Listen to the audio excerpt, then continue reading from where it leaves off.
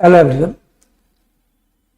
हम क्लास के अंदर बात कर रहे हैं place of supply for services. यदि कोई भी सप्लायर यदि कोई सर्विसेज यदि प्रोवाइड करता है तो उसके लिए प्लेस ऑफ सप्लाई क्या होगा। सेक्शन 12 सबसेक्शन 6 हमने कल क्लास के अंदर पढ़ लिया था, लेकिन मैंने कल भी कहा था कि जब भी आप 12(6) पढ़ोगे तो साथ में 12 सबसेक्शन 7 भी आपको पढ़ना है। ये दोनों कनेक्टेड है और कभी ज्यादा कंफ्यूजन आए तो साथ में 12(3) भी देती है। ये तीनों थोड़े से कनेक्टेड आप बोल सकते हो। मोस्टली कनेक्टेड है 12(6) और 12(7), लेकिन 12(3) भी कनेक्टेड है। 12(3) के अंदर जो आपने बात की थी सेक्शन 12 सबसेक्शन 3, यदि कोई भी पर्सन इमूवेबल प्रॉपर्टी के कनेक्टेड यदि कोई भी सर्विसेज यदि प्रोवाइड कर रहा है, चाहे वो आर्किटेक्ट की हो या अकोमोडेशंस की हो, जो भी सर्विसेज प्रोवाइड की जा रही है उसके लिए प्लेस ऑफ सप्लाई क्या होगा, where the property is located or intended to be located। लेकिन यदि प्रॉपर्टी इंडिया के बाहर लोकेटेड तो that place of supply would be location of recipient। ये समझ में आ गया। फिर हमने बात की थी कल सेक्शन 12 सबसेक्शन 6, और 12 सबसेक्शन 6 में हमने क्या बात की थी कि यदि कोई भी इवेंट या कोई भी कल्चर प्रोग्राम या कोई भी स्पोर्ट्स या मे बी एनी रिजोर्ट या प्लेस जिसके एडमिशन के रिगार्डिंग कोई सर्विसेज प्रोवाइड की जा रही है तो प्लेस ऑफ सप्लाई क्या होगा, where the event is located या where the event is held या प्लेस इज लोकेटेड। आज हम बात करेंगे सेक्शन 12 सबसेक्शन 7। ध्यान से देखना मैं किसकी बात करने वाला हूं। आपको लग रहा होगा सर वापस से आप इवेंट की बात करने वाले, सुनना। जो इवेंट है, जैसे अभी नवरात्रि आएगी अक्टूबर के अंदर, तो जो नवरात्रि है समझना, तो जो नवरात्रि है जो आपका मेला लगता है, तो मेले के एंट्री पे चार्जेस आपने लगा दिए 500 रुपए पर पर्सन या 2000 रुपए पर पर्सन। तो ये था सेक्शन 12 सबसेक्शन 6 जो एडमिशन के नाम से चार्जेस ले रहा है वो पर्सन। अभी जो पूरा का पूरा जो इवेंट होने वाला है, मेला होने वाला है, प्रोग्राम होने वाला है, तो इस इवेंट को आपने क्या क्या मैनेज और ऑर्गेनाइज करने के लिए जो मार्केट में जो इवेंट मैनेजमेंट कंपनी है, किसकी बात कर रहा हूं मैं यहाँ पे, इवेंट मैनेजमेंट कंपनी की।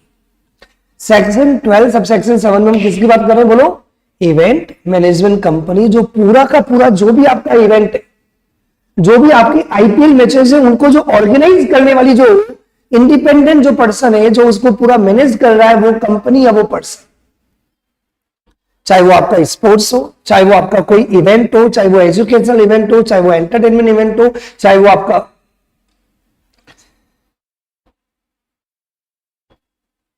एक जादूगर आता है ना, कौन सा, जो मतलब मैं नाम बोल रहा हूं यार, जादूगर भी आते हैं, सर्कस भी लगते हैं, है ना। तो चाहे वो सर्कस का इवेंट हो, चाहे वो आपका फॉर एग्जांपल जादूगर का कोई शो होने वाला हो, या कोई कल्चर प्रोग्राम्स होने वाले हो, या कोई एजुकेशनल इवेंट होने वाले हो, या फॉर एग्जांपल किसी भी तरह का कोई भी प्रोग्राम्स, उन प्रोग्राम्स को जो मैनेज करने वाले जो पर्सन होते हैं, that is the event management company, event organizing company, that is a section 12 subsection 7। any services provided by the way of organizing। तो यहाँ पे कौन सी वाली सर्विसेज है, organizing. Point to be noted, दोनों में इवेंट है, दोनों में इवेंट है। सेक्शन 12 सबसेक्शन 6, सेक्शन 12 सबसेक्शन 6 में भी इवेंट है, लेकिन वहां पे क्या इंपॉर्टेंट वर्ड था, admission to any event. Point to be noted. तो सेक्शन 12 सबसेक्शन 6 में जो इंपॉर्टेंट है, यदि कोई भी इवेंट के एडमिशन के रिगार्डिंग यदि कोई सर्विसेज है तो 12(6), और 12 सबसेक्शन 7 कब एप्लीकेबल होगा, यदि उस इवेंट को जो मैनेज कर रहे हैं, जो ऑर्गेनाइज कर रहे हैं, वो पर्सन। समझ में आ रही बात डिफरेंस। तो section 12 subsection 7, section 12 subsection 7, any services provided by way of, जो भी आपका प्रोग्राम है, लाइक कोई कल्चर प्रोग्राम, आर्टिस्टिक इवेंट हो, स्पोर्ट्स का इवेंट हो, एजुकेशनल इवेंट हो, या एंटरटेनमेंट इवेंट हो, यहां तक कि कोई बर्थडे पार्टीज हो, या कोई फेयर हो, या कोई एग्जीबिशन हो, या कोई मैरिज इवेंट हो, उसको ऑर्गेनाइज जो कर रहा है, तो जो पर्सन जो भी इवेंट को ऑर्गेनाइज करता है, मैनेज करता है, वो वाले सर्विसेज। यहाँ पे दो सर्विसेज है, इवेंट को ऑर्गेनाइज करना, इसके अलावा एक और पॉइंट है, देयर इज अ स्पॉन्सर्स। मतलब इवेंट को ऑर्गेनाइज करने के रिगार्डिंग जो एंसिलरी सर्विसेज है या स्पॉन्सरशिप सर्विसेज। कौन सी services? Sponsorship services.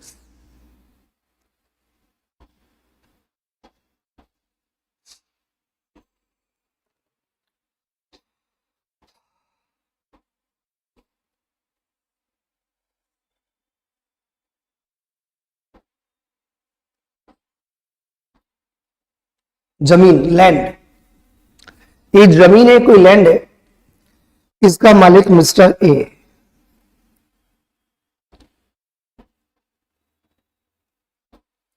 There is a Chinmay tutorials, Chinmay tutorials ने 2 डेज के लिए बुक करा, क्योंकि हम लेके आने वाले हैं city Mela, CS Mela, biggest event in India.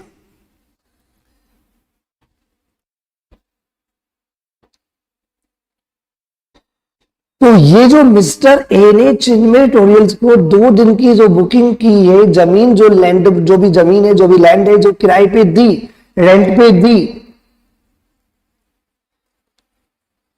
Charges ₹20 lakhs only. तो ये जो मिस्टर ए जो अपनी जमीन किराए पे दे रहा है चिन्मय ट्यूटोरियल्स को कोई इवेंट कराने के लिए, तो मिस्टर ए के एंगल से ये कौन सा सेक्शन एप्लीकेबल होगा? सेक्शन 12 सब सेक्शन 3 में बहुत डिटेल्ड में आपको लिंक कर। और चिन्मय ट्यूटोरियल्स ने क्या किया, जो मेला ला रहा है, जो मेला लेके आ रहा है, तो मेला में क्या चाहिए? कंपनी सेक्रेटरी चाहिए।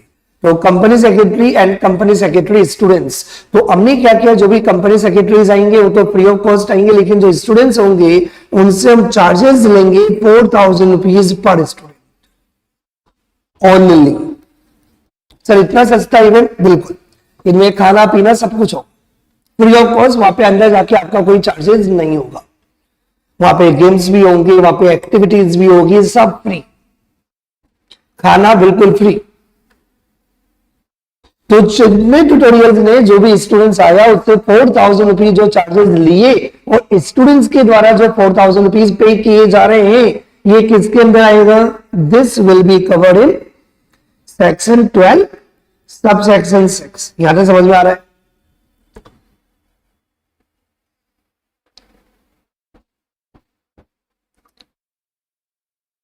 अब सुनो मेरी बात ध्यान से, ये इवेंट जब बच्चों से ₹4000 लिया जा रहा है तो तुम्हें भी लग रहा होगा सर ऑब्वियसली इसकी जो वैल्यू है वो 4000 से ज्यादा ₹40,000 ही होगी। तो हमने मार्केट में there is a company ABC event management company, तो हमने एबीसी मैनेजमेंट कंपनी को, इवेंट मैनेजमेंट कंपनी को, इवेंट ऑर्गेनाइजिंग कंपनी को हमने बोला ये जो सीएस मेला है ऐसा मेला बना दो आज तक दुनिया में किसी ने कभी देखा ही नहीं। मतलब जो नहीं आए ना वो मिस करता रहे, यार मैंने क्या खोया है। तो इवेंट मैनेजमेंट कंपनी ने बोला कोई प्रॉब्लम नहीं है, we will charge only 1.5 crore rupees, ₹1.5 crore लेंगे 2 दिन का, लेकिन ऐसा इवेंट बना देंगे, कैसा मैनेज करेंगे आप भी देखते रहोगे, क्या एंट्री होगी, क्या वर्किंग होगी, क्या सिस्टम होगा, लोग देखते रहेंगे, सिर्फ सेल्फी लेते रहेंगे और एंजॉय करते रहेंगे। तो ये जो इवेंट मैनेजमेंट कंपनी, सुनना, इवेंट मैनेजमेंट कंपनी जो चिन्मय ट्यूटोरियल्स को जो इवेंट को ऑर्गेनाइज, कौन सा इवेंट? सीएस मेला। तो ये जो सीएस मेला जो इवेंट होने वाला है, ये इवेंट ऑर्गेनाइज किया जा रहा है, ये इवेंट मैनेज किया जा रहा है किसके द्वारा? ABC event management company is a supplier providing the services to city. तो ये किसके अंदर कवर्ड होगा? Section 12 sub section 7। समझ में आ रहा है कि नहीं आ रहा है?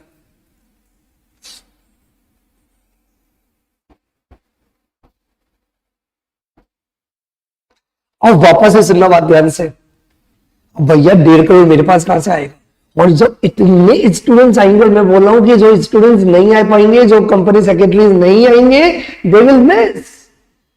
तो मेरे दिमाग में आया कि चलो एक काम करते हैं, जो कंपनी सेक्रेटरीज हैं, जो स्टूडेंट्स हैं, तो सिंपल सी बात ही आती है, जब 5,000, 10,000 या 21,000 की गैदरिंग में करने वाला हूं, 21,000 लोगों की गैदरिंग एट ए वन प्लेस, तो एक काम करते हैं, sponsored by Tata.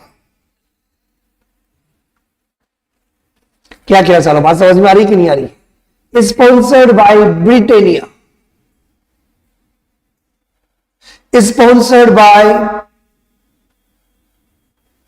Any other company, जो भी आपको अच्छा लगे। समझ में आ रही बात मैं क्या कहना चाह रहा हूं? तो मैंने यहां पे क्या किया, जो टाटा मोटर्स है, टाटा मोटर्स ने चिमनी ट्यूटोरियल्स को क्या किया, स्पॉन्सर किया, और हमने इनसे कितना ले लिया, 1 करोड़। क्योंकि आपको पता है स्पॉन्सर का मतलब क्या हुआ, कि जो इवेंट है, इवेंट में हर जगह टाटा मोटर लिखा हुआ होगा, यहां तक कि जो टिकट्स दिए हुए होंगे उनमें भी लिखा हुआ होगा स्पॉन्सर्ड बाय टाटा मोटर्स। बाकी छोटे मोटे और बहुत सारे स्पॉन्सर आपको पता है। तो यहाँ पे टाटा मोटर ने क्या किया, स्पॉन्सर किया चिन्मय ट्यूटोरियल्स को ओनली फॉर ₹1 करोड़। अब मेरा क्वेश्चन सुनना ध्यान से, मैंने एक ही एग्जांपल में सब लिंक कर दिया, लेकिन फिलहाल ओनली जो मैं अभी करंटली पॉइंट बता रहा हूं उस पर फोकस करना एक बार के लिए। टाटा मोटर्स जो स्पॉन्सर कर रहा है चिन्मय ट्यूटोरियल्स को, तो आपको ये बताना है कि कौन सप्लायर है और कौन रेसिपिएंट है। मेरा क्वेश्चन सुन लो सब, एवरीवन आराम से ध्यान से। मैंने बोला कि एक हम इवेंट ऑर्गेनाइज करने वाले हैं चिन्मय ट्यूटोरियल्स, हमारा एक इवेंट आने वाला है CS मेला, जिसमें 21,000 लोगों की गैदरिंग हम लोगों का टारगेट है। तो टाटा मोटर रेडी हो गया, उसने बोला ये लो 1 करोड़ का चेक। तो टाटा मोटर ने स्पॉन्सर कर दिया चिन्मय ट्यूटोरियल्स के CS मेला वाले इवेंट। तो मुझे ये बताना है, या तुमसे पूछ रहा हूं पहले, कि कौन है सप्लायर और कौन है रेसिपिएंट। डॉली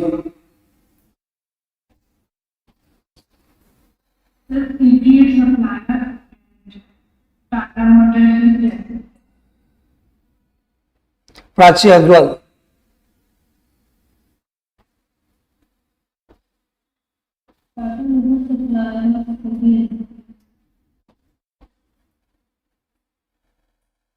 पूर्वी पारिक,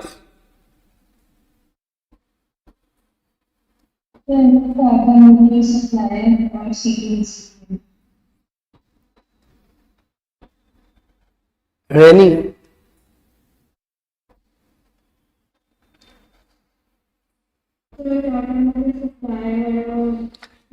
सुनो मेरी बात ध्यान से, बहुत इंपॉर्टेंट है, बड़े ध्यान से। नॉर्मली आपको यही लगेगा कि टाटा मोटर सप्लायर है क्योंकि वो स्पॉन्सर कर रहा है और चिन्मय ट्यूटोरियल्स रेसिपिएंट है।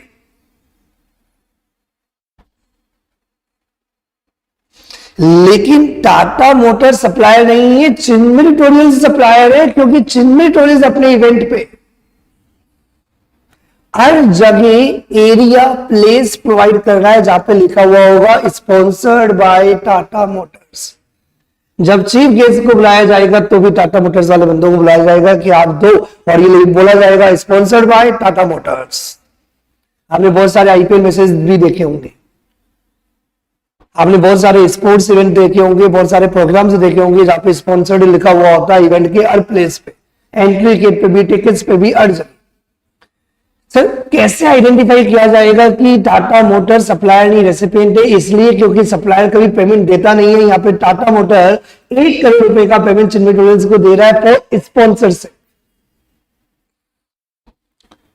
डॉली तुमने बिल्कुल सही बताया, ये पहली बार किसी स्टूडेंट ने मुझे सही आंसर दिया है, क्योंकि नॉर्मली यदि मैं भी स्टूडेंट होता और मुझे यदि बिजनेस की नॉलेज नहीं होती, या तो तुम्हें नॉलेज है, तो यदि अपन नॉर्मली एक बार बात करते हैं, याद रखना ये इससे में गलती होगी, वापस से पूछूंगा मैं, कभी काम आएगा तो बार बार आपके दिमाग में यही आएगा टाटा मोटर सप्लायर है, बिल्कुल यही आएगा। क्योंकि आप क्या बोलते हो, टाटा मोटर ने स्पॉन्सर किया इवेंट को, तो अंदर से आवाज आती है सर जो स्पॉन्सर करेगा करने वाला सप्लायर नहीं।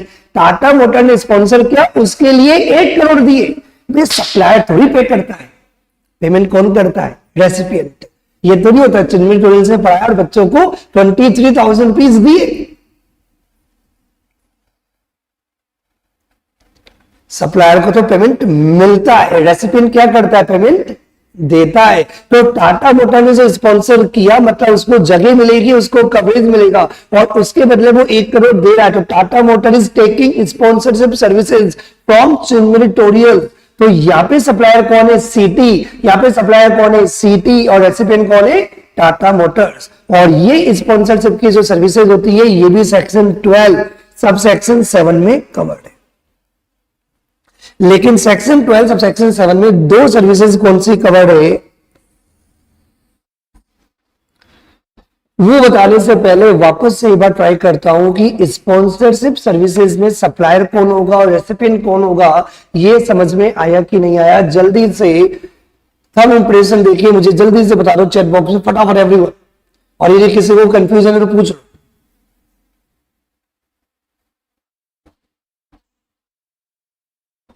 क्या बात है, सबको समझ में आ गया। मैं कुछ ज्यादा अच्छा समझाता हूं, ठीक है। चलो खुद की तारीफ हो गई, अपन आगे बढ़ते हैं। चलो क्या पॉइंट है वापस से समझना, आपके दिमाग में वापस से क्लिक कर देता हूं क्योंकि मेरा तरीका अलग है। मुझे पता है कहां कहां आप अटक सकते हो, उन्हीं चीजों पे आपको ज्यादा ध्यान देना है। टाटा मोटर्स ने स्पॉन्सर किया तो आपके दिमाग में आएगा सप्लायर, सप्लायर नहीं, क्योंकि टाटा मोटर ने वो स्पॉन्सरशिप की सर्विसेज लेने के लिए 1 करोड़ का पेमेंट चिन्मय ट्यूटोरियल्स को दिया। तो Tata motor is a recipient and Chinmay tutorials is a supplier. और यहाँ पे इवेंट मैनेजमेंट कंपनी चिन्मय ट्यूटोरियल्स को क्या कर रही है, इवेंट ऑर्गेनाइज करने की सर्विसेज दे रही है। तो चाहे इवेंट का ऑर्गेनाइज हो या स्पॉन्सरशिप की सर्विसेज हो, this is covered under section 12 sub section 7। और मुझे उम्मीद है कि अब आपको समझ में आ गया होगा कि 12(7) और 12(6) इन दोनों में क्या डिफरेंस है वो भी आपको समझ में आ गया होगा।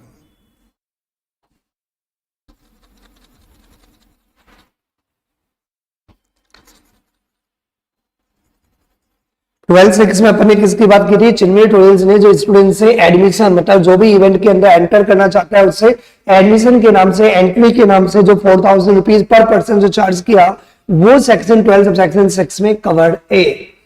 वेयर मेला इज हेल्ड, जहां भी ये इवेंट हेल्ड होगा, जहां भी ये place located that is a place of supply. लेकिन सेक्शन 12 सब सेक्शन 7 अब मैं आपको बताने वाला हूं इस एग्जांपल के बाद। ये एग्जांपल सबकी कॉपी में लिखा हुआ होना चाहिए। इससे जब भी आप कंफ्यूज होंगे तो आपके माइंड में बिल्कुल क्लैरिटी आ जाएगी कि क्या क्या सर्विसेज कौन कौन से सबसेक्शन में कवर्ड।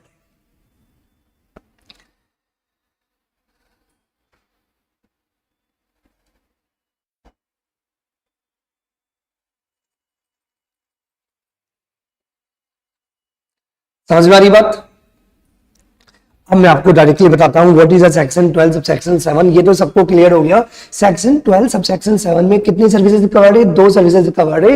वो पर्सन जो इवेंट को ऑर्गेनाइज कर रहा है, इवेंट को मैनेज कर रहा है, वो इवेंट कौन सा है वो इंपॉर्टेंट नहीं है। चाहे वो बर्थडे का इवेंट हो, चाहे वो फॉर एग्जांपल मैरिज पार्टी का या ब्रेकअप का। कुछ लोग आजकल ब्रेकअप भी सेलिब्रेट करते हैं, ठीक है, पर्सनल मैटर है, तुम देख लेना अपने हिसाब से। तो चाहे ब्रेकअप हो या बर्थडे पार्टी हो या फॉर एग्जांपल फर्स्ट एनिवर्सरी हो या व्हाटएवर इज देयर, या कोई स्पोर्ट्स का इवेंट हो, चाहे कोई एंटरटेनमेंट इवेंट हो या एजुकेशनल इवेंट हो या कोई रिजॉर्ट की एंट्री हो, तो एडमिशन पे जो भी चार्जेस हैं या इवेंट को ऑर्गेनाइज करने की एंसिलरी सर्विसेज या sponsorship services, what is a place of supply, what is a place of supply.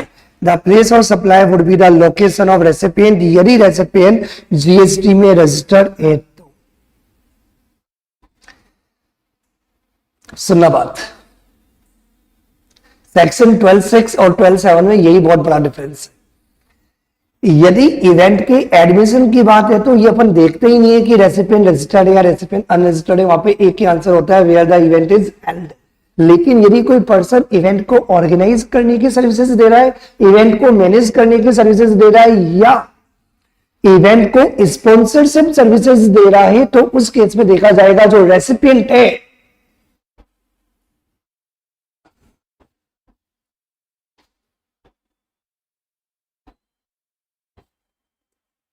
जैसे 12(7) में इवेंट ऑर्गेनाइज किया जा रहा है तो रेसिपिएंट कौन है, चिन्मय ट्यूटोरियल्स, और चिन्मय ट्यूटोरियल्स कौन है, जीएसटी में रजिस्टर्ड पर्सन। या चिन्मय टोल से टाटा मोटर को जो स्पॉन्सरशिप की सर्विसेज दी, जो टाटा मोटर क्या है, जीएसटी में रजिस्टर्ड पर्सन। यदि रेसिपिएंट जीएसटी में रजिस्टर्ड पर्सन है, यदि रेसिपिएंट जीएसटी में रजिस्टर्ड पर्सन है तो लोकेशन ऑफ रेसिपिएंट, और यदि रेसिपिएंट जीएसटी में रजिस्टर्ड नहीं है तो इफ इवेंट इंडिया में हो रहा है, वो जो कौन सा मेला था, सीएस मेला, यदि वो मेला, वो इवेंट, वो स्पोर्ट्स, वो प्रोग्राम, वो एजुकेशनल इवेंट यदि इंडिया में हो रहा है तो place where the event is held, और यदि इवेंट इंडिया के बाहर हो रहा है तो अगेन लोकेशन ऑफ रेसिपिएंट। एक चैप्टर के अंदर सर्विसेज समझने के साथ सर्विसेज समझाना मेरा काम है, उसके बाद आपको चैप्टर के अंदर याद करना पड़ेगा कि क्या प्लेस ऑफ सप्लाई है। आपको ये समझ में आ गया जो मेरा समझाना टारगेट था कि सेक्शन 12 सब सेक्शन 7 में दो सर्विसेज कवर्ड है, और मैंने पहले बोला था कि जब भी मेरी क्लासेस लाइव लो, लाइव लेते टाइम भी आपको एक बात याद रखना है कि वो गंदी हरकत नहीं करनी कि आप कहीं भी बैठे हो सुन रहे हो। डिसिप्लिन चाहिए, रूम बंद चाहिए, कॉपी पेन चाहिए, लिखना चाहिए, कहने की वजह से हाँ आज मूवी देख रहे हो, मूवी नहीं है भैया, ये एंजॉय नहीं करना, कंफर्ट में उठो लेटे हो। तो मैं 100% डिसिप्लिन बंदा हूं, मुझे रिजल्ट चाहिए होता है, मैं सिर्फ पढ़ाने के लिए नहीं पढ़ाता। यस, टेबल चेयर पे बैठ के प्रॉपर डिसिप्लिन के साथ यू हैव टू स्टडी। तो सेक्शन 12 सबसेक्शन 7 क्या कहता है? सेक्शन 12 सबसेक्शन 7 ये कहता है दो सर्विसेज है, वो पर्सन जो इवेंट को मैनेज कर रहा है, ऑर्गेनाइज कर रहा है, या वो पर्सन जो इवेंट को स्पॉन्सरशिप की सर्विसेज दे रहा है, तो उस केस में रेसिपिएंट चेक करना है। रेसिपिएंट जीएसटी में रजिस्टर्ड है तो लोकेशन ऑफ रेसिपिएंट, और यदि रेसिपिएंट जीएसटी में रजिस्टर्ड नहीं है और इवेंट इंडिया में हो रहा है, बोलो भैया इवेंट इंडिया में हो रहा है तो place where the event is held, और इवेंट यदि इंडिया के बाद सिंगापुर, मलेशिया, मालदीव, मॉरिशस, तो यदि इवेंट इंडिया के बाहर यदि आप करवा रहे हो तो उस केस में location of recipient would be the place of supply. समझ में आ गया सबको? एवरीवन जल्दी से थंब इंप्रेशन दे दो।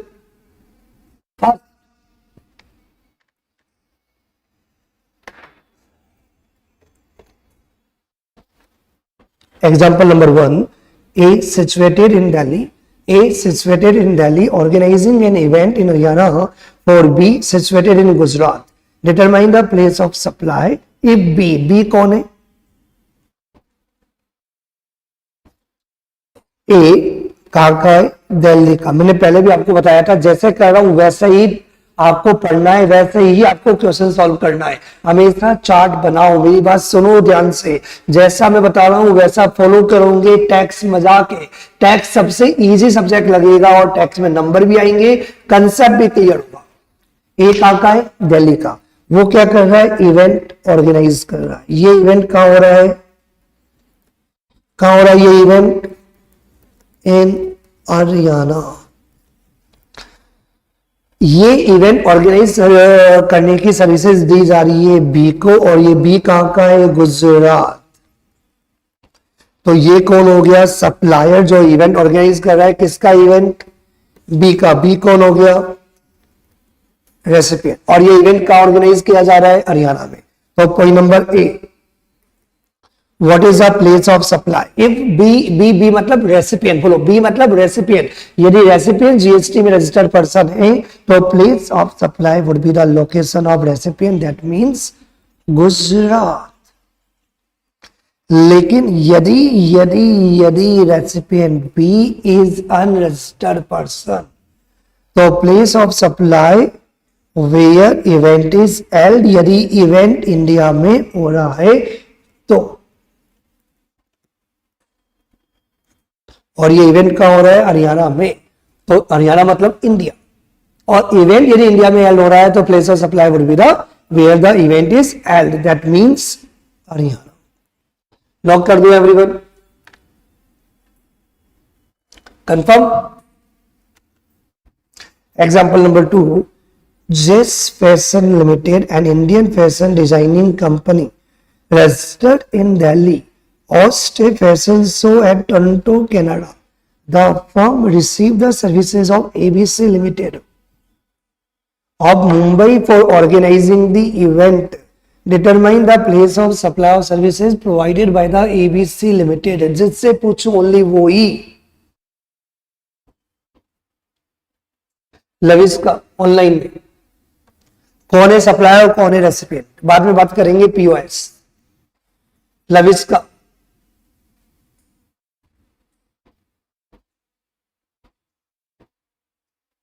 खुशी,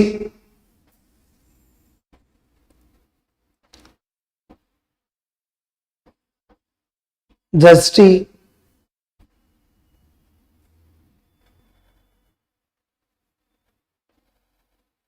दृष्टि, दर्शिका, दर्शिका, मेरी आवाज तो आ रही है ना? दर्शिका, भूमि,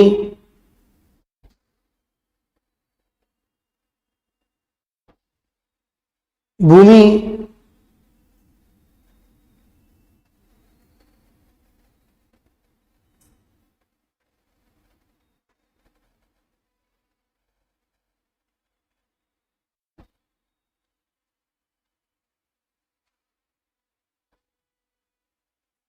सप्लाई को एबीसी है और रेसिपिएंट जस्ट सप्लायर कौन है? एबीसी और रेसिपिएंट जस्ट फैशन। जेस fashion limited Indian fashion designing company, वो भी अपना फैशन शो करवा रहा है दिल्ली के अंदर। उसने सर्विसेज अवेल की किसकी? ABC limited of Mumbai. ये कर रहा है इवेंट ऑर्गेनाइज, और ये इवेंट कहां हो रहा है? कहां हो रहा है ये इवेंट? इवेंट मतलब फैशन शो। इवेंट बोले तो फैशन शो हमारे एग्जांपल के अंदर, और ये फैशन शो कहां हो रहा है? Eight Canada.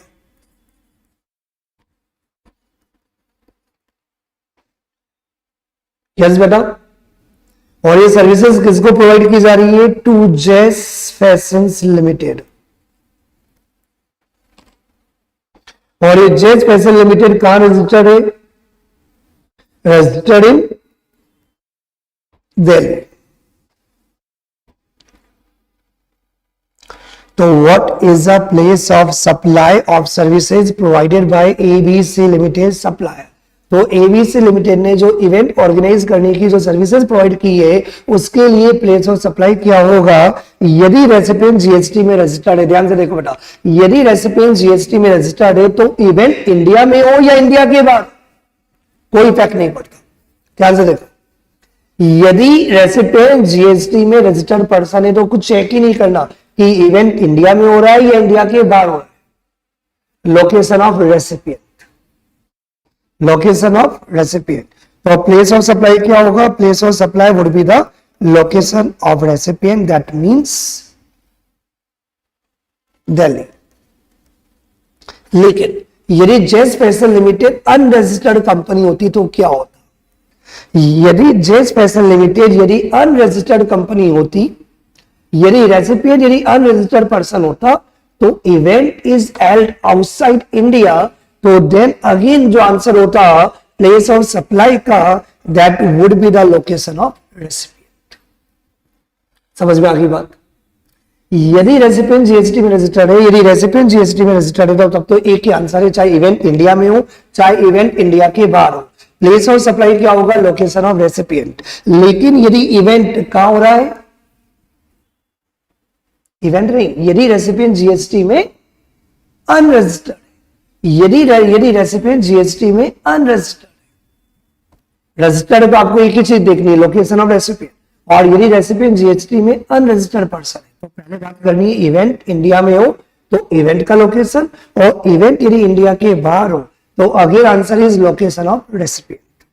लेकिन आपको इतना डिटेल में लिखना नहीं है, क्योंकि क्वेश्चन में आपको क्लियरली दिया हुआ है कि recipient is a registered person, तो आपको एक ही आंसर लिखना है। यदि रेसिपिएंट जीएसटी में रजिस्टर्ड है तो the place of supply would be the location of recipient Delhi. लेकिन यदि आपके पास टाइम अवेलेबल और थोड़ी सी नॉलेज आप जानना चाहते हो तो मेन तो यही आंसर है। लेकिन एग्जामिनर को इंप्रेस करने के लिए कि यू आर जीनियस, तो एक लाइन, ज्यादा नहीं, एक लाइन आप ऐड कर सकते हो। और यदि रेसिपिएंट अनरजिस्टर्ड होता तो ये आंसर होता, बट ज्यादा नहीं। लेकिन इस क्वेश्चन में रेसिपिएंट रजिस्टर्ड पर्सन है, तो आंसर तो यही होगा। समझ में आ गई बात? तो मेन तो इसी पर फोकस करना है आपको, लोकेशन और recipient, that is Delhi.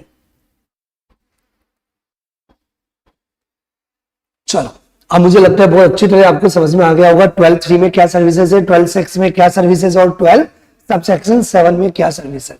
Yes, very good. Now section 12 subsection 8 मैं किसकी बात कर रहा हूं, सर्विसेज की। समझ में आया? ध्यान से देखो बेटा, सेक्शन 12 सबसेक्शन 8 कौन सी सर्विसेज की बात हो रही है?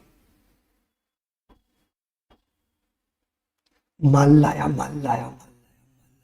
तो कौन होता है जो माल को डिलीवर करते हैं?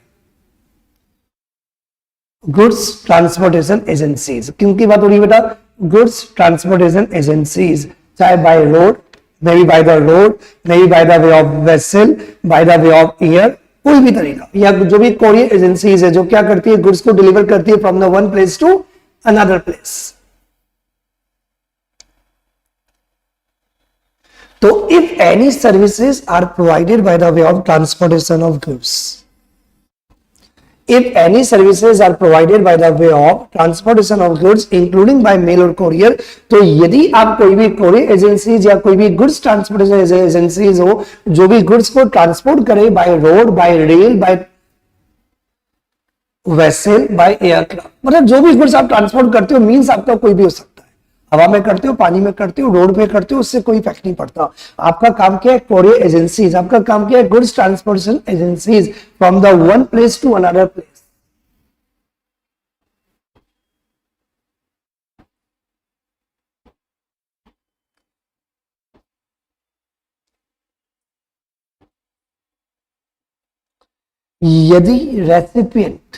यदि रेसिपिएंट जीएसटी में रजिस्टर्ड पर्सन है, यदि रेसिपिएंट जीएसटी में रजिस्टर्ड पर्सन है, तो location of recipient.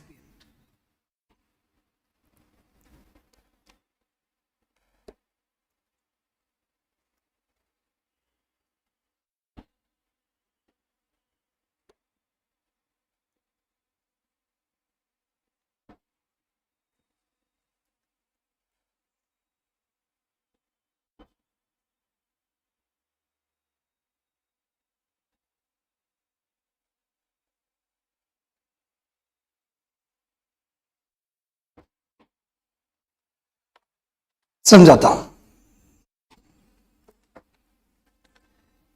For example, दो एग्जाम्पल देता हूं। चिन्मय ट्यूटोरियल्स ने किसी गुड्स ट्रांसपोर्ट एजेंसी या किसी कोरियर वाले को बोला कि भैया, चिन्मय ट्यूटोरियल्स कहां पे रजिस्टर्ड है? जयपुर। तो कोरियर वाले को बोला कि भैया एक काम करो,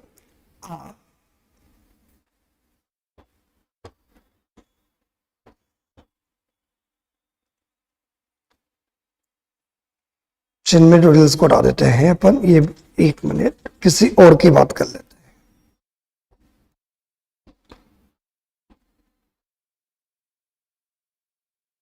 हैं। एबीसी शॉपकीपर, ठीक है।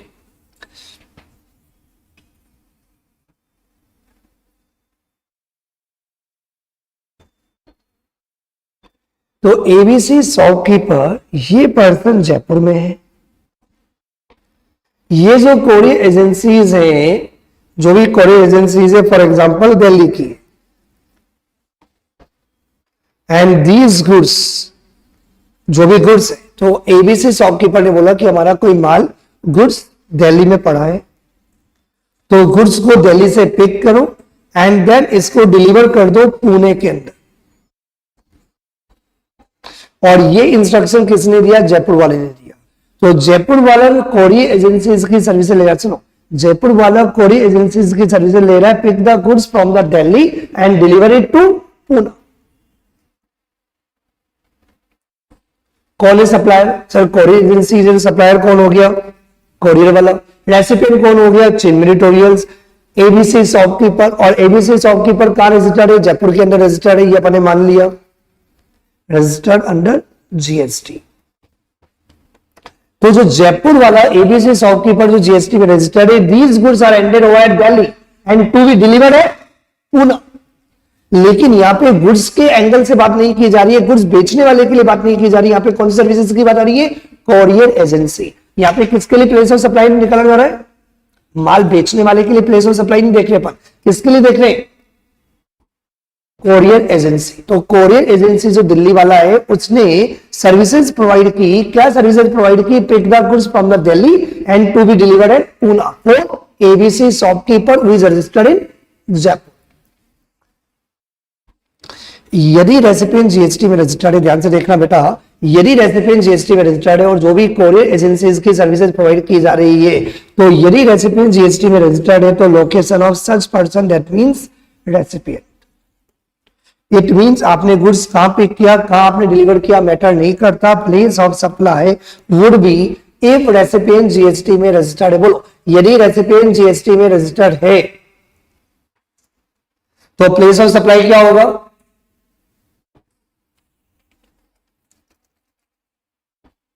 Location of recipient, that means Jaipur. इससे कोई इफेक्ट नहीं पड़ता कि these goods are being picked from Delhi and delivered at Poona. एक और एग्जांपल देता हूं, अभी राखी आने वाली है, रक्षाबंधन। तो रक्षाबंधन पे क्या होता है? बहुत सारी सिस्टर्स अपने ब्रदर्स को क्या करती है?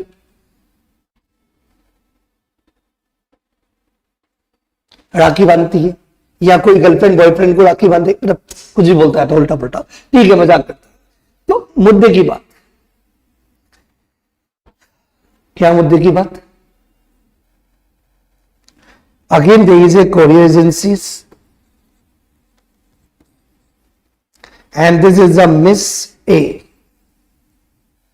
तो मिस ए जो जयपुर में है, और ऑब्वियसली मिस ए तो समझ में आ गया होगा भैया, जीएसटी से कोई लेना देना ही नहीं है, क्योंकि इसको तो अपने ब्रदर को क्या करना है? राखी देनी है। तो ऑब्वियसली ये कौन है? Unregistered person.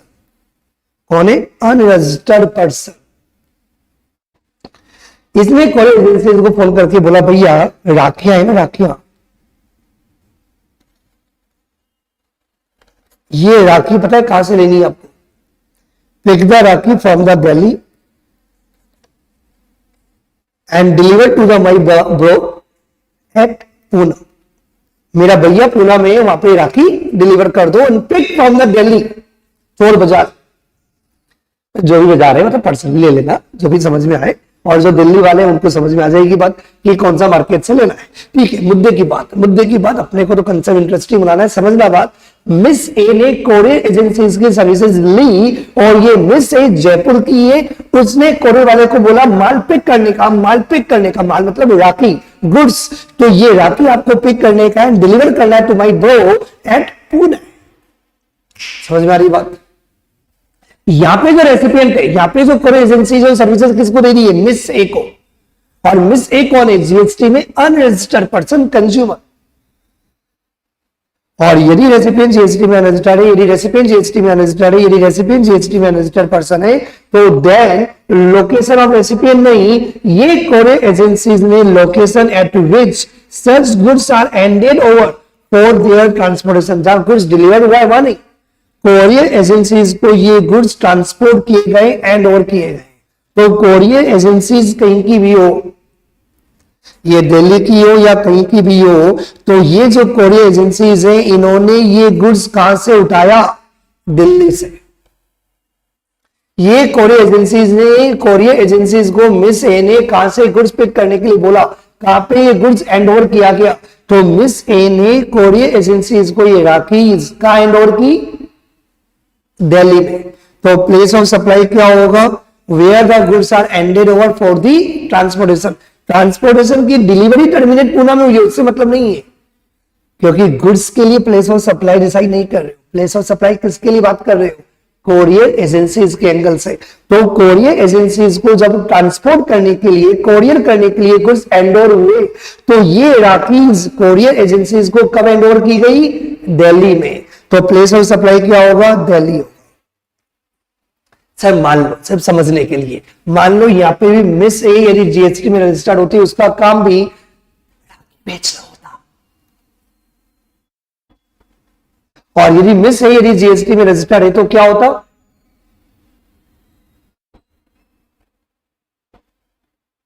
तो location of recipient that means Jaipur.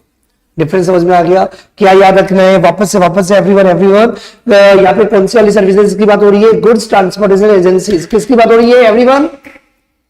जो भी कोरियर एजेंसीज है, जो भी गुड्स ट्रांसपोर्टेशन एजेंसीज है, जो गुड्स को ट्रांसपोर्ट करते हैं, यदि रेसिपिएंट, बोलो मेरे साथ, रेसिपिएंट यदि जीएसटी में रजिस्टर्ड है तो लोकेशन ऑफ रेसिपिएंट, और रेसिपिएंट यदि जीएसटी में अनरजिस्टर्ड पर्सन है तो where the goods are hand over, where the goods are hand over for the transportation. जहां गुड्स की डिलीवरी टर्मिनेट हो रही है वो प्लेस नहीं, ट्रांसपोर्टेशन करने के पर्पज के लिए कोरियर एजेंसीज को या जीटीए को जहां आपने गुड्स हैंड ओवर किया, that is the Delhi in our example, तो प्लेस ऑफ सप्लाई क्या होगा? दिल्ली होगा।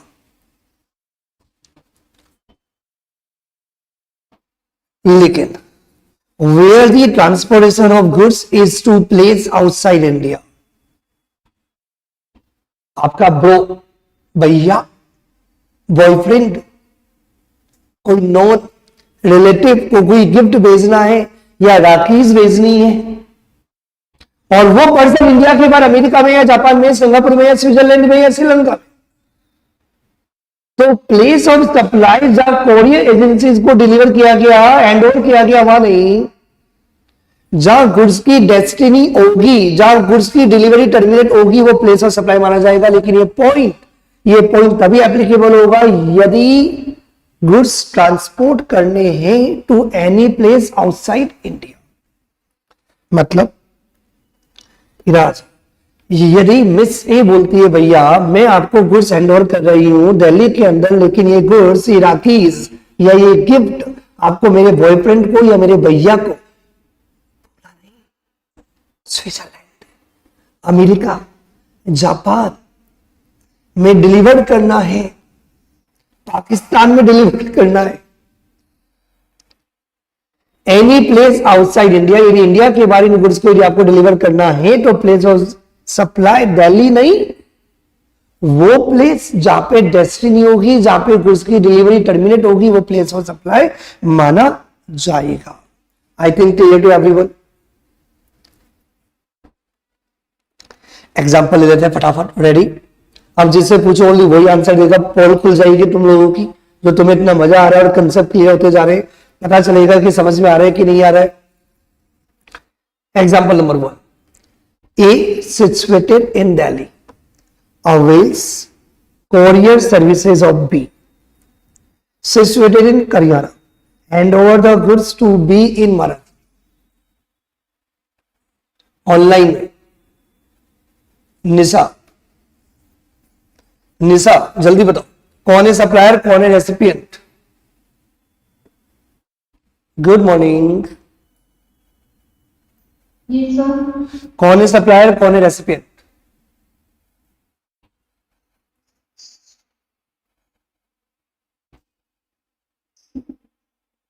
So B को supplier है। A situated in Delhi avail the courier services of B, तो B कौन हो गया? courier services वाला, that is the supplier। तो सर्विसेज कौन ले रहा है? A, तो A कौन हो गया? रेसिपिएंट। B कहां का है? B हरियाणा, और A दिल्ली। और ये ए कोरियर एजेंसी कंपनीज को, ए ने बी को ये गुड्स का हैंड ओवर किए, महाराष्ट्र। वेरी गुड, मजा आ गया। I love GST. यस निशा, तुमने क्वेश्चन तो समझा दिया, अब आंसर ही बता दो। प्लेस और सप्लाई क्या होगा, कैसे बताओगी तुम एग्जाम में? पहले प्रोविजन लिखोगी, वो तो पता है, सेक्शन 12 सेक्शन 8। अब क्या करेंगे अपन, ये बताओ। सेक्शन 12 सेक्शन 8, यस, क्वेश्चन में क्लियर नहीं है कहीं भी। वेरी गुड, क्वेश्चन में कहीं भी क्लियर नहीं है कि जो ए दिल्ली का बंदा है जो सर्विसेज अवेल कर रहा है वो रजिस्टर्ड है या अनरजिस्टर्ड है। तो आपको इफ एंड बट करके ये लिखना पड़ेगा। इफ एज्यूम्ड या assume that if a recipient is registered person then place of supply क्या होगा, जल्दी बताओ बेटा। यदि रेसिपिएंट जीएसटी में रजिस्टर्ड है तो location of recipient that means Delhi, और यदि recipient that means A is unregistered person तो देन प्लेस ऑफ सप्लाई क्या होगा, महाराष्ट्र। जहां पे गुड्स को एंडोवर किए गए कोरियर एजेंसीज को ट्रांसपोर्ट करने के लिए that is a Maharashtra goods handover, जहां गुड्स आपने एंडोवर किए ट्रांसपोर्टेशन एजेंसीज को, टू कोरियर और transportation agency for transport, that means Maharashtra. समझ में आ गया, लॉक कर दूं एवरीवन? वेरी गुड, मजा आ गया। Example number 2, Archi. Good morning Archi Bansal. Yes, example number 2, Nagendra Kumar is relocating from Bangalore to Chennai and calls for packers and movers for packaging and relocating and shipping of the household effects. कौन है supplier, कौन है recipient? Archi Bansal. Yes sir. आप प्यारी बच्ची जल्दी बताओ कौन है सप्लायर, कौन है recipient?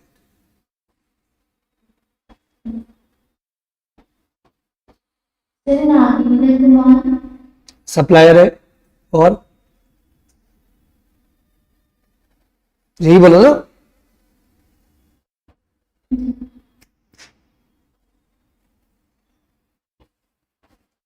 Good morning.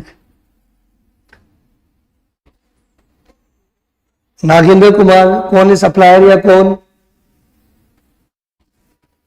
Sir supplier. Supplier. और रेसिपिएंट कौन? वो तो गिवन नहीं है। वो दिया हुआ नहीं है। अक्सी, ऑनलाइन में अक्सी। अक्सी गुड मॉर्निंग।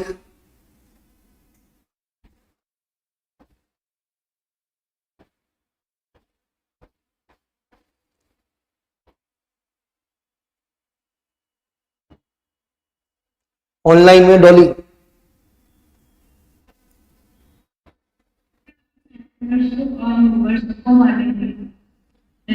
और रेसिपिएंट नागेंद्र कुमार बेंगलोर से चेन्नई शिफ्ट हो रहा है, तो उसका जो घर का जो सामान है उसको कौन पैकेज करेगा, कौन रिलोकेट करेगा? तो आजकल पैकर्स एंड मूवर्स होते हैं, उनको फोन करो, बढ़िया प्यारे तरीके से पैकिंग करते हैं और ट्रांसपोर्ट करके जो भी आपकी जगह है वहां पे पहुंचा देते हैं। उनका पूरा काम होता है, पूरी टीम होती है उनकी, ऐसे तरीके से पैक करते हैं कि आपका कोई भी आर्टिकल्स खराब नहीं है।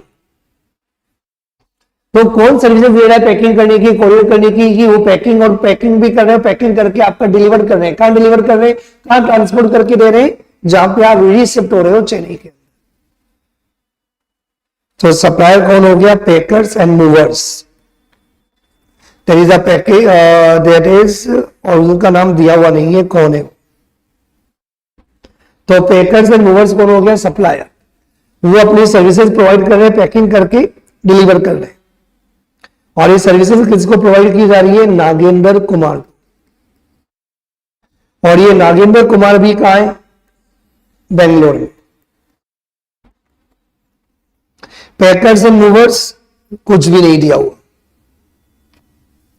और गुड्स कहां एंडोर किए होंगे? आपने पैकर्स एंड मूवर्स को ही बताया हुआ है क्या? और वैसे भी सप्लायर का लोकेशन तो बाइली मैटर करता भी नहीं, हम तो प्लेस ऑफ सप्लाई की बात कर रहे हैं। ये गुड्स अपन ने कहां एंडोर किए? ये हाउसहोल्ड आर्टिकल्स, ये हाउसहोल्ड इफेक्ट्स आपने कहां एंडोर किया होगा पैकर्स एंड मूवर्स को? तो में से कोई बता सकता है? 10D। डॉली तुम ही बता रही थी, तुम ही पूरा बताओ। गुड्स का इंडोर की है,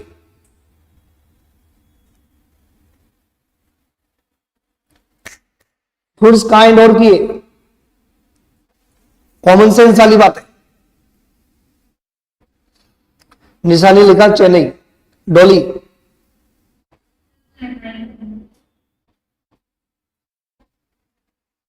बेटा डोली तुम कहां की रहने वाली हो, कहां की रहने वाली हो, जयपुर की। तुम में से कोई जयपुर की बाहर रहता है,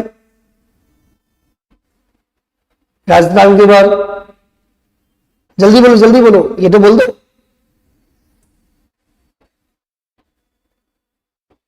निशा तुम कहां की रहती हो, तुम कहां की रहने वाली हो,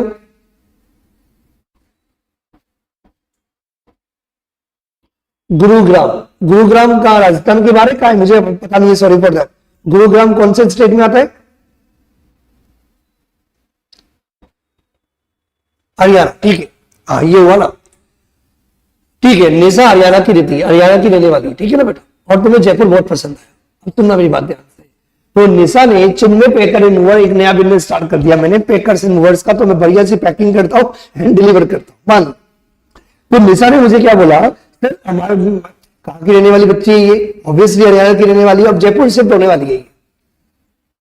तो एक चीज बताओ, तुम अपना जो सामान है वो कहां हैंड ओवर करोगी, निशा, निशा ऑब्वियसली तुम पैकर एंड मूवर्स को क्या बोलोगी, ये मेरा घर है, बड़ा प्यारा सा बंगलो है, आप यहाँ पे आ जाओ, यहां से माल को उठाओ। माल को उठाने का मतलब यहां से आप सारी पैकिंग करो, टीवी सोफा बेड जो भी है वो पैकिंग करो। तो ऑब्वियसली भैया ये रीलोकेटिंग फ्रॉम, बताइए अभी फिलहाल कहां रहता है नागेंद्र कुमार,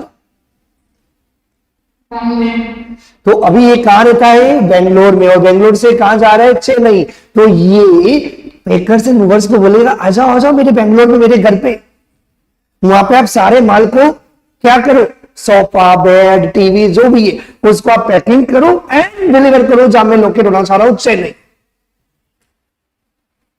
तो एक गुड्स कहां हैंड ओवर किया होगा, ये जो आपने अपना हाउस होल्ड आर्टिकल सही आपने कहां डिलीवर किया होगा, कहां हैंड ओवर किया होगा, एट बेंगलोर। और बट इंप्लाइड निशा, तो निशा तुम्हारा घर का सामान, तुम्हारे घर का सामान हरियाणा से जयपुर शिफ्ट हो रहा है, तो तुम जीएसटी में रजिस्टर्ड हो या अनरजिस्टर्ड हो, अनरजिस्टर्ड हुआ ना पर्सन।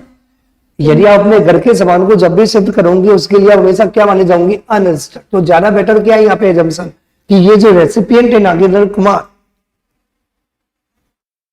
रेसिपिएंट कौन है, नागेंद्र कुमार, तो ऑब्वियसली ये अपने पर्सनल हाउस होल्ड इफेक्ट्स को बेंगलोर से चेन्नई शिफ्ट करा रहा है। तो ये पर्सन कौन है, ऑब्वियसली अनरजिस्टर्ड पर्सन। और यदि रेसिपिएंट अनरजिस्टर्ड पर्सन है तो प्लेस ऑफ सप्लाई अपन क्या लेते हैं, where the goods are hand over. तो प्लेस ऑफ सप्लाई क्या होगा, बेंगलोर। गलती से लोकेशन और रेसिपिएंट बोलूंगी तो भी आपका आंसर बेंगलोर आएगा, लेकिन प्रोविजन गलत अप्लाई होगा। तभी मैंने क्या बोला, आंसर के नंबर नहीं आते कि आपने क्या लॉजिक आंसर दिया वो इंपॉर्टेंट नहीं है, आपने क्या लॉजिक दिया वो इंपॉर्टेंट है। क्या इंपॉर्टेंट है, लॉजिक। इंपॉर्टेंट क्या है, प्रोविजन, प्रोविजन की एप्लीकेबिलिटी। तो यहाँ पे जो रेसिपिएंट है नागेंद्र कुमार वो जीएसटी में अनरजिस्टर्ड पर्सन है, इसलिए प्लेस ऑफ सप्लाई क्या होगा, where the goods are handed over. तो ये goods handed over at the Bangalore, तो place of supply is Bangalore Karnataka. सबको समझ में आ गया, सबको समझ में आ गया।